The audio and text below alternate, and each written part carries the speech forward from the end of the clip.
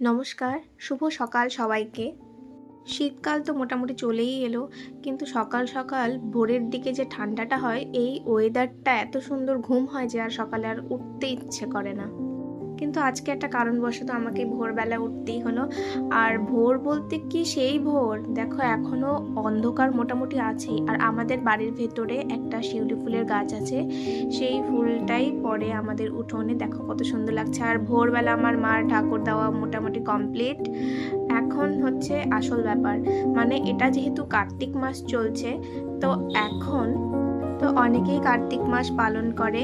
আর হচ্ছে আমাদের বাড়িতেও আমার মা বাবা সেই পালন দিচ্ছে। এবার আজকে হলো সেই কীর্তনের যে দলটা, সেই দলটা আমাদের বাড়িতে আসবে ভোরবেলা। তো এই জন্য মা আজকে আর যায়নি, বাবা গেছে। আর আমি সকাল সকাল স্নান করে নিলাম, কিছু কাজ আছে তার কারণ হচ্ছে যেই কীর্তনের দলটা আসবে, তো সেটাকে একটু কিছু খাওয়াতে হবে, সেবা দিতে হবে তাদের। তো তাই জন্য সকাল সকাল স্নান করে নিলাম। আর বাদ বাকি যা যা কাজ আছে তা এখন করব। এত সকালে আমি মোটেও স্নান করি না কোনো দিনও। তো আজকে যেহেতু একটা মানে উদ্দেশ্যে উঠেছি সকালে, তাই আজকে স্নানটাও সেরে ফেললাম। আমি এর আগে কখনো এরকম কোনো ব্লগ করিনি, তো আজকে ফার্স্ট টাইম আমি ব্লগ বানাচ্ছি। তো এইদিকে মার কাছে দেখতে এলাম যে মা কি করছে।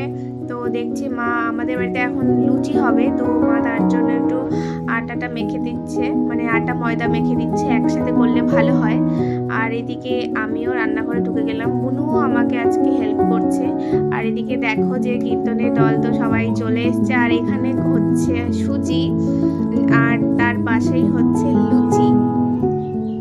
সুজিটা আমি বনুকে একটু দেখতে বললাম যে প্রায় হয়েই গেছে, তুই একটু দেখে নে।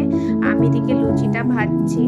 তো কীর্তনের দল যেহেতু চলে এসছে, তো সবাই বেশিক্ষণ দেরি করবে না, আমাদেরকে অনেক তাড়াতাড়ি করে কাজটা কমপ্লিট করতে হবে। তো লুচি করছি, সুজি হয়ে গেছে, আর কিছু প্রসাদ আছে সাথে। আর এই যে মোটামুটি কীর্তন প্রায় শেষেরই দিকে।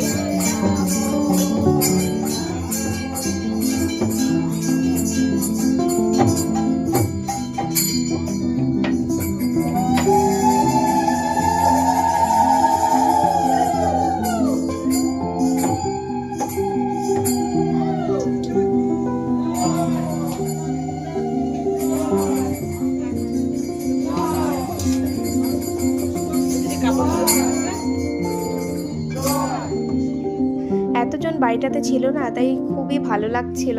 আর এই যে রোদ উঠে গেছে, সূর্যি মামা এখন উঁকি দেওয়া শুরু করে দিয়েছে। আর আমাদের বাড়িটা পুরোটাই এখন